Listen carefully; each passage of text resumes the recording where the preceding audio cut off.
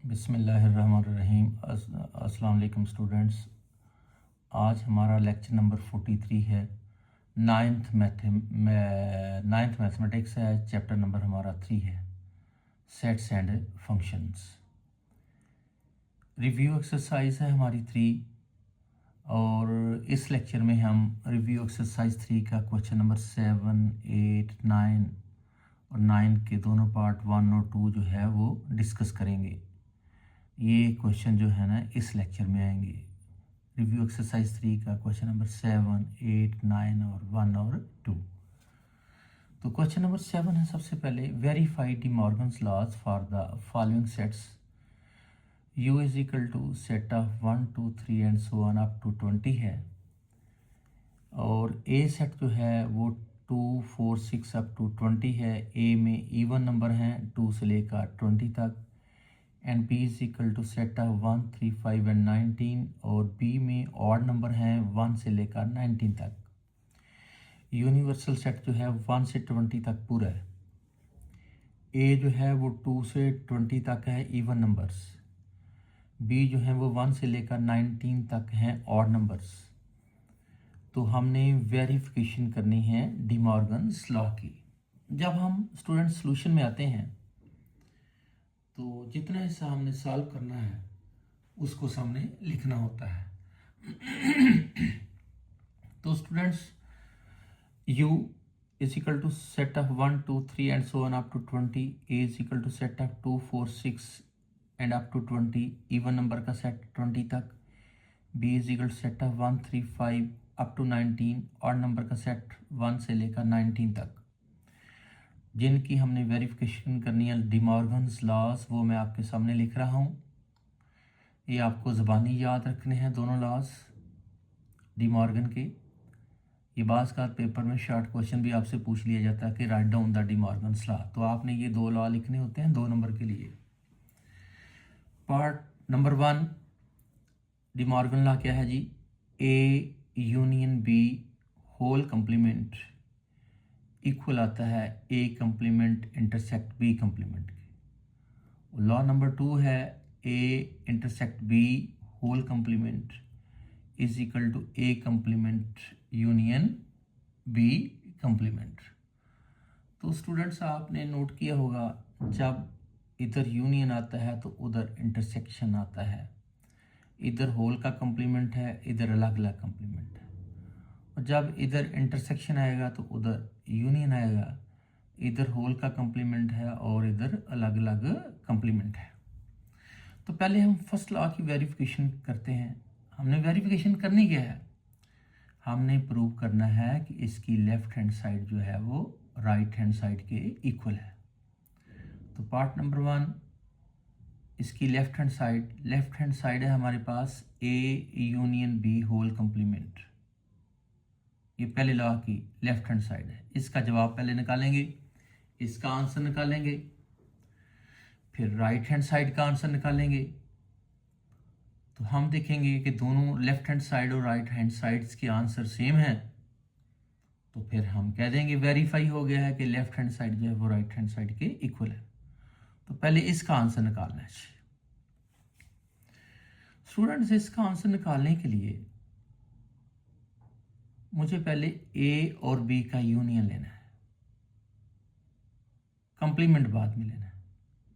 तो A union B is equal to A का set, even number है 20 तक, यूनियन का सिंबल ये आ गया है, और B is equal to 1, 3, 5 up to 19, odd number का सेट है 1 से लेकर 19 तक।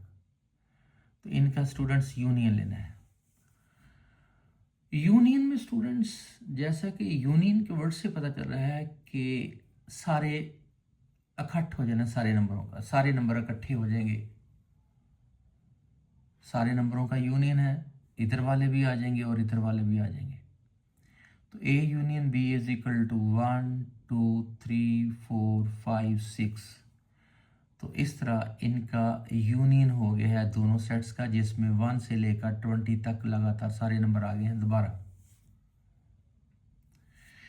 ए यूनियन बी का जब आंसर आ गया तो अब उसका कंप्लीमेंट भी लेना है। A union B whole complement is equal to U minus A union B. जिस सेट का आपने कंप्लीमेंट लेना होता है उसको यूनिवर्सल सेट यू में से माइनस करना होता है। A union B whole complement is equal to U minus A union B.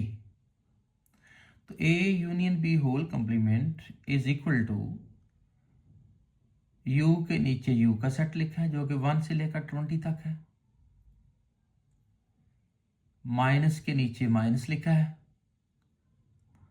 और ए यूनियन बी के नीचे ये ए यूनियन बी का सेट 1 से लेकर 20 तक लिखा है। तो इस सेट में से ये सेट हो जाएगा माइनस, तो ये सारे 1 से 20 तक नंबर और ये भी 1 से 20 तक नंबर सारे माइनस हो जाएंगे, इनमें कोई भी नंबर नहीं बचेगा। तो A union B whole complement जो है वो एम्प्टी सेट आ जाएगा, खाली सेट आ जाएगा। इसका सिंबल हमने फाई लगा दिया है, फाई एम्प्टी सेट को शो करता है, क्योंकि 1 से 1 कैंसिल हो गया, 2 से 2, 3 से 3, 4 से 4, ये सारे नंबर इन नंबरों से कैंसिल हो गए हैं, माइनस हो गए हैं। और माइनस होने के बाद जो सेट बचा है उसमें कोई भी एलिमेंट नहीं बचा, एम्प्टी सेट आया है जिसको फाई लिखा गया है। इसको एरो लगाकर नंबर 1 कह दें, क्योंकि ये हमारी एक साइड का आंसर कंप्लीट हो गया है, लेफ्ट हैंड साइड का। अब हमने इसी का राइट हैंड साइड का आंसर लेना है, A complement intersect B complement. यहाँ ये होल कंप्लीमेंट था, यहाँ अलग अलग कंप्लीमेंट है, फिर बाद में इंटरसेक्ट करना है इनको, यानी ए का कंप्लीमेंट लेना है, फिर बी का कंप्लीमेंट अलग लेना है, फिर बाद में दोनों को इंटरसेक्ट करना है। तो नेक्स्ट पेज पर देखते हैं इसको बच्चों।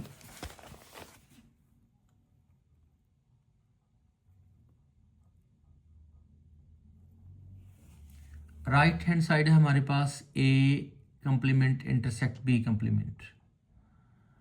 तो ए कंप्लीमेंट है यू माइनस ए, अभी अभी आपको बताया है जिस सेट का आपने कंप्लीमेंट लेना है उसको यूनिवर्सल सेट में से माइनस कर देना है। A complement is equal to U minus A, equal to U है तो पहले यू का सेट लिखा है मैंने, ये सेंटर में माइनस आ गया है तो माइनस लिख दिया है, ए आ गया है तो ये ए का मैंने सेट लिख दिया है। अब इसमें से ये इवन वाले नंबर 2 से 20 तक माइनस कर देंगे। जब इस सेट में से इवन नंबर माइनस हो जाएंगे 2, 4, 6, 8, 10, 12, 14, 16, 18, 20, इसमें से जब इवन नंबर माइनस हो जाएंगे तो बाकी ऑड नंबर आ जाएंगे 1, 3, 5, 7, 9, 11, 13, 15, 17 और 19। इवन नंबर इसमें से निकल गए हैं और बाकी ऑड नंबर रह गए हैं। इसी तरह अब हमने बी का कंप्लीमेंट लेना है। B complement is equal to universal set U minus B.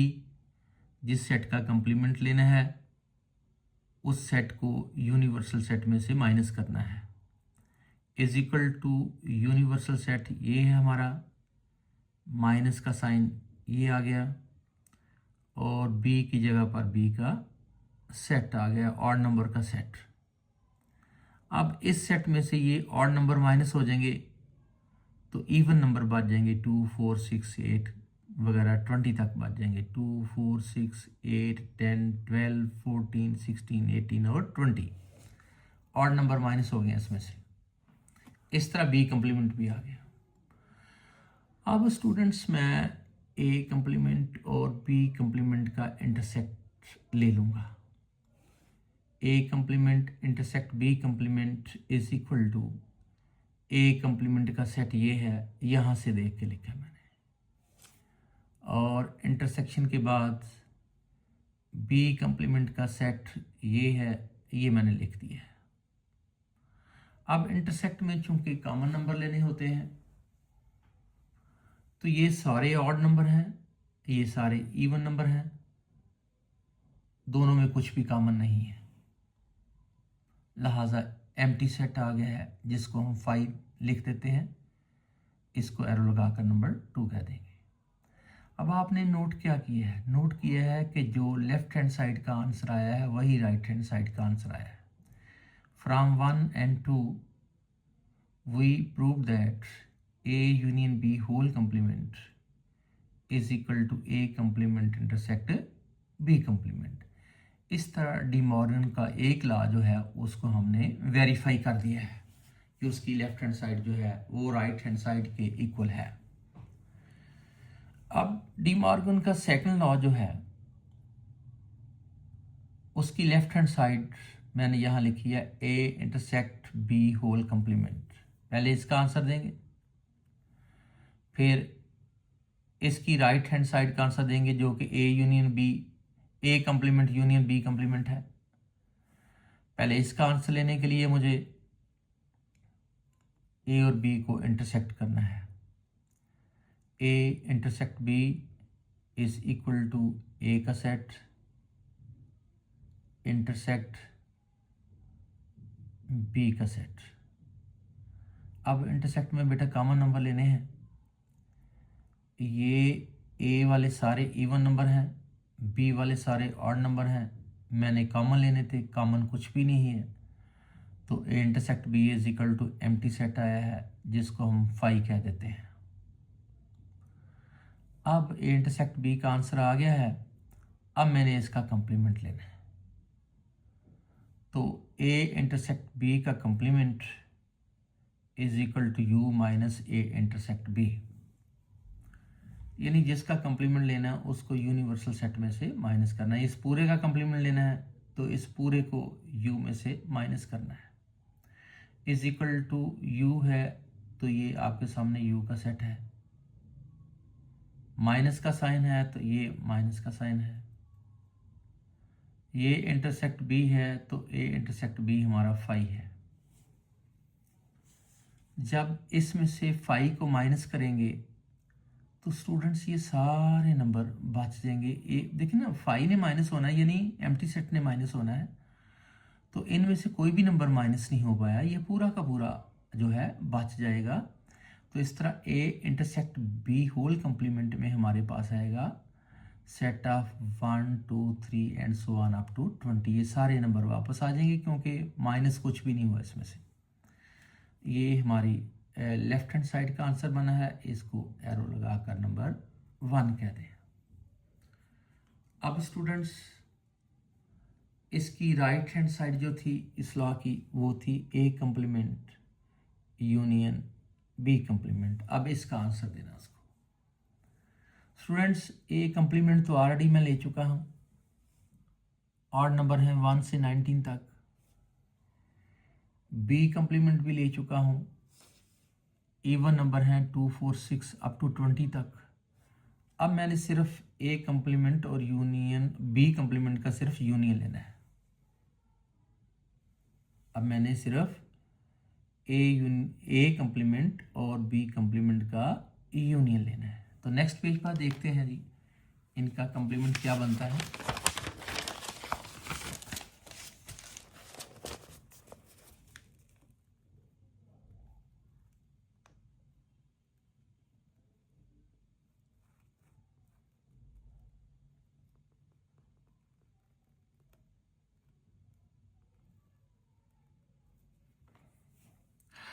A complement union B complement is equal to A complement का सेट जो कि ऑड नंबर थे 1 to 19 थे, और ये यूनियन आ गया तो ये यूनियन का सिंबल आ गया जी। B कंप्लीमेंट इवन नंबर से 2 से लेकर 20 तक, 2 से 20 तक, यहाँ 20 लिखना था, ये लिख दिया मैंने। अब क्योंकि यूनियन है, ऑड वाले भी आ जाएंगे इवन वाले भी आ जाएंगे, तो सारे इकट्ठे मिलकर हो जाएंगे 1 से लेकर 20 तक नंबर। 1 भी आ गया, 2 3 4 5 6 सारे नंबर इकट्ठे हो गए 20 तक। तो इस तरह ये हमारी राइट हैंड साइड का आंसर बन गया है। इसको एरो देकर नंबर 2 कह दिया है। तो हमने देखा कि हमारी लेफ्ट हैंड साइड का भी आंसर यही था, राइट हैंड साइड का आंसर भी सेम वही है।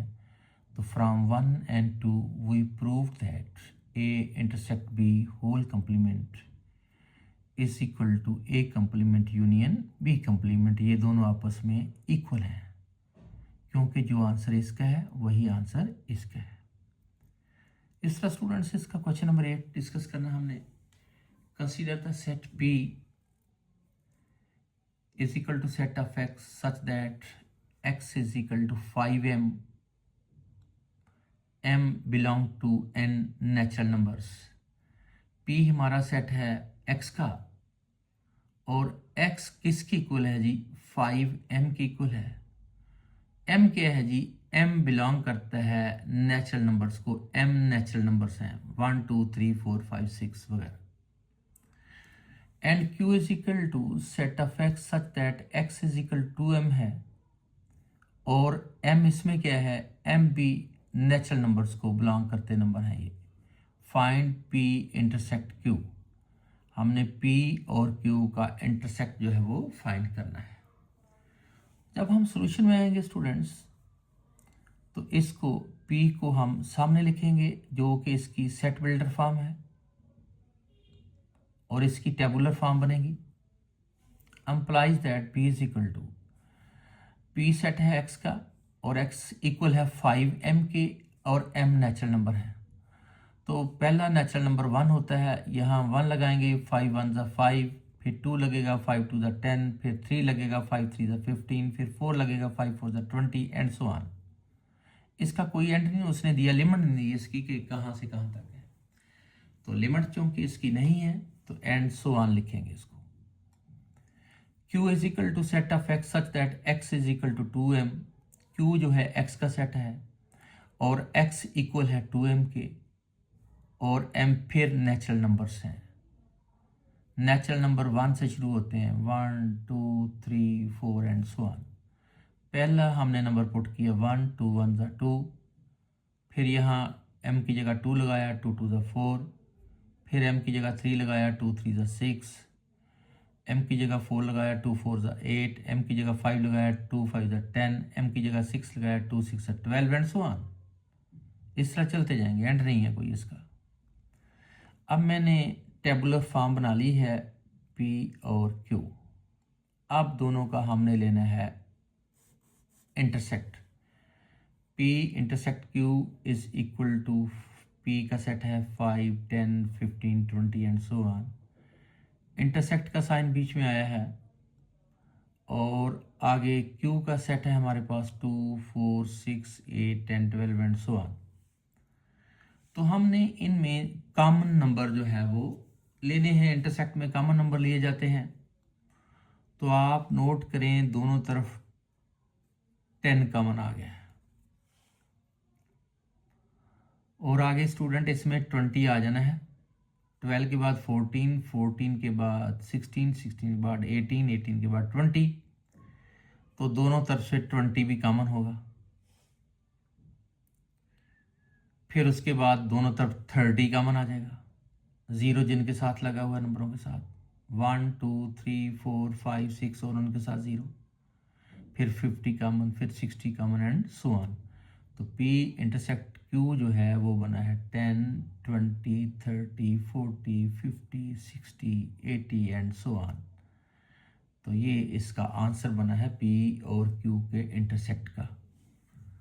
तो स्टूडेंट्स मैंने आपको कहा था कि इस लेक्चर में हमने क्वेश्चन नंबर 7 8 और 9 डिस्कस करने हैं। अब हम क्वेश्चन नंबर 9 को डिस्कस करेंगे, उसके दो पार्ट हम देखते हैं क्या है।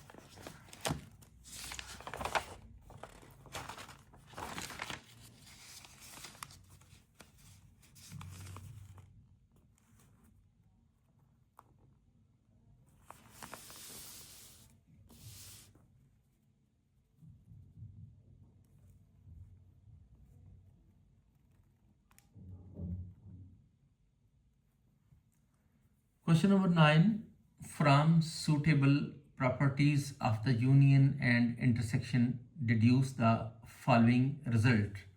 तो स्टूडेंट्स ये मैंने लिखा था, ये मिस्टेक थी इधर, तो मैंने इसको फिर काट दिया। मैंने नंबर 1 ये लिखा है, A intersect into A union B is equal to A union intersect into A intersect B. तो हमने डिड्यूस करना है कि इससे ये रिजल्ट आ जाता है। हम इसकी लेफ्ट हैंड साइड लेंगे तो उससे राइट हैंड साइड बना देंगे। Left hand side is equal to A intersect into A union B. तो इसको ब्रेक करें तो ये बनता है ए इंटरसेक्ट ए यूनियन के बाद A intersect B, distributive property of intersection over union. ये डिस्ट्रीब्यूटिव प्रॉपर्टी है इंटरसेक्शन की ओवर यूनियन, इसको ओवर पढ़ लें यूनियन। अब स्टूडेंट्स करना क्या है, हमने ए और इंटरसेक्ट को डिस्ट्रीब्यूट करना है, इस ए को भी देना है और बी को भी देना है। ए इंटरसेक्ट ए, ये आ गया, यूनियन के बाद ए इंटरसेक्ट बी, ये आ गया। Distributive property of intersection over union. अब ए का ए के साथ इंटरसेक्ट जब लेंगे तो ए ही आ जाएगा, और ये यूनियन आ गया, और ये ए इंटरसेक्ट बी आ गया। तो ये हमारी राइट हैंड साइड बन गई है। लेफ्ट हैंड साइड ली थी तो फौरी तौर पे हमारी राइट हैंड साइड बन गई है, हैंस वेरीफाइड। तो इसका पार्ट नंबर 1 हो गया है, हमने डिड्यूस कर दिया कि इससे ये बन जाता है। अब इसका पार्ट नंबर 2 देखते हैं स्टूडेंट्स।